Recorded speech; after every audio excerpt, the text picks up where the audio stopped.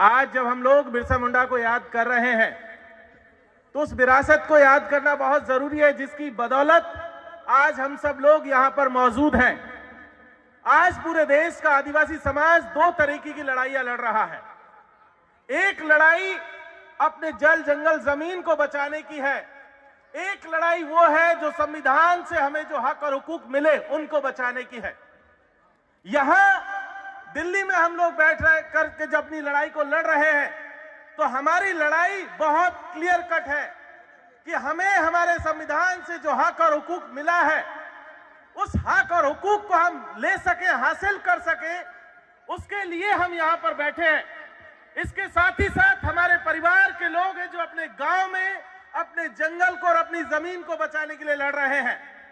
जब हम लोग यहां बैठे हैं तो बिल्कुल नहीं भूलना चाहिए वो लोग जो 76 गांवों को बचाने की लड़ाई लड़ रहे हैं सवाई माधोपुर और करौली के इलाके में।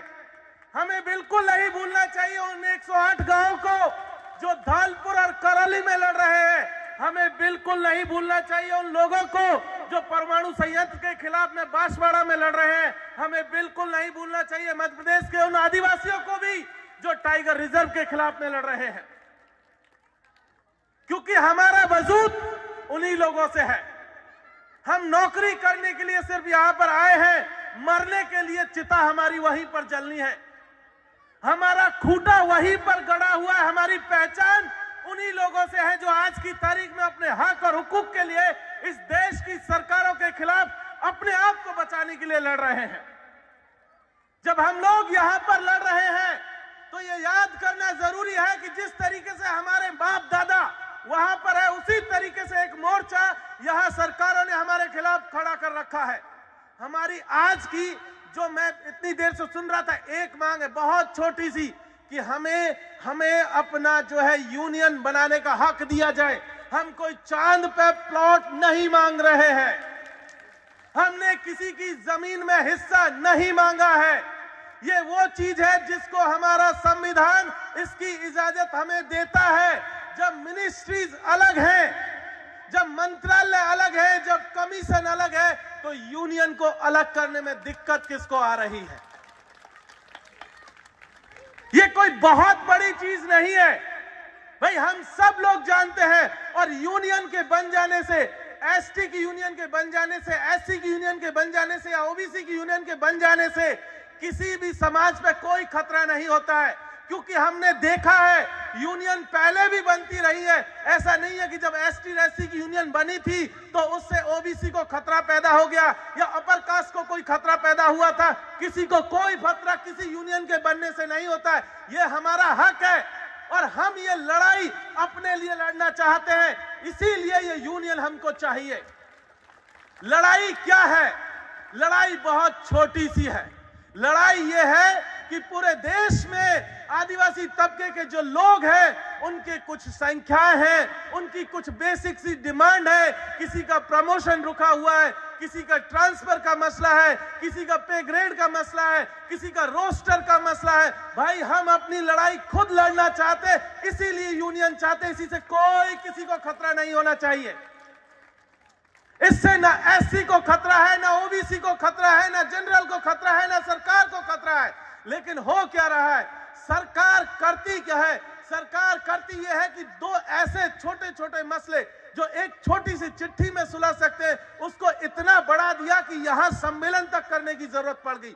इसकी जरूरत भी नहीं थी हमें तो कायदे से। तो जब आपने मंत्रालय अलग किए थे तो कितनी मुश्किल का काम था कि यूनियन भी अलग कर देते। कितना मुश्किल था कि हमारे रोस्टर के लिए हमारा लाइजन ऑफिसर अपॉइंट हो जाता। यह कोई बड़ी चीज नहीं थी, लेकिन सरकार ने जानबूझकर हमको लड़ाने के लिए यह रखा उलझा करके मामला कि आपस में आप ही लड़ते रहिए, ताकि आप लड़ते रहेंगे तो उनके खिलाफ कोई आवाज बुलंद ना हो सके।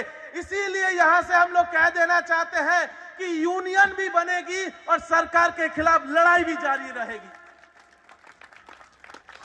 ऐसा नहीं है कि आप यूनियन भी नहीं बनने दोगे और सोचते रहोगे कि एसटी और एससी आपस में लड़ता रहेगा। बिल्कुल नहीं लड़ेगा। और उसकी सबसे बड़ी निशानी इस पोस्टर पे देखिए, एक तरफ बाबा साहब की तस्वीर है, दूसरी तरफ बिरसा की तस्वीर है। हम बाबा साहब की विरासत को मानने वाले लोग हैं। हम बाबा साहब की विरासत को मानने वाले लोग हैं। हम फूले की विरासत को मानने वाले लोग हैं। हम मंडल की विरासत को मानने वाले लोग हैं और हम जो है बिरसा मुंडा की विरासत को मानने वाले लोग हैं। हमारी लड़ाई अगर किसी से है तो हमारे हक और अधिकार के लिए है और सरकार के खिलाफ है। किसी समाज के, किसी दूसरी यूनियन के खिलाफ बिल्कुल हमारी लड़ाई नहीं है। हम बहुत क्लियर कट यहां से कर देना चाहते हैं। हम बस इतना ही चाहते हैं कि हम अपनी लड़ाई, अपनी आवाज, अपने भाइयों की आवाज, अपनी बहनों की आवाज, जो देश के अलग अलग हिस्सों में खड़े हुए हैं, उन सब की आवाज को हम दिल्ली में रह करके, देश के अलग अलग हिस्सों में रह करके खुद उठा सके। इसी बात की लड़ाई हमारी है। आज पूरे देश में जिस तरीके से हमला हो रहा है, सरकार एक तरफ तो हमें यूनियन में उलझाए हुए है, दूसरी तरफ सरकार एक निजीकरण की तरफ बढ़ रही है। तमाम सेक्टर्स को, प्राइवेट प्लेयर्स को दे दिया गया। अलग अलग जो है भर्तियां, रेलवे में सबसे ज्यादा नौकरियां होती थी, आज की तारीख में सबसे ज्यादा प्राइवेट रिक्रूटमेंट रेलवे में हो रही है, बाकी सेक्टर्स में हो रही है और उनका बहुत क्लियर कट मसला है। वो समझते हैं, उन्हें पता है कि अगर नौकरियां प्राइवेटाइज हो जाएंगी, इन सब का अगर निजीकरण होगा तो ये जो एसटी एससी के लोग हैं जो बड़ी मुश्किल से यहां तक पहुंचे हैं, इन सबको हम दूसरे दरवाजे से बाहर निकालने का काम करेंगे और इसीलिए वो निजीकरण लेकर के आ रहे हैं। हम सब जानते हैं, यहां रेलवे के कर्मचारी हैं, बाकी डिपार्टमेंट के भी लोग होंगे।